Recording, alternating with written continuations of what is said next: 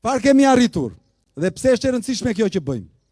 Në një vit kemi arritur që pas zgjedhjeve, sido që të shkojnë zgjedhjet, pensioni minimal në Shqipëri do të jetë 200 euro siç të gjithë po angazhohen. Po të mos ishte vizioni dhe kërcënimi që lëvizja po i bën gjithë sistemit politik, a do të çojë ndonjë nga këta të thoshte do ta bëjmë 200 euro? Nuk do të çoheshin, se than qilimat fluturus, se than këta Aladinët, se than këta Sudet, sepse nuk e kishin qëllim të arristin, por u detyruan se s'duan të mbasin vot.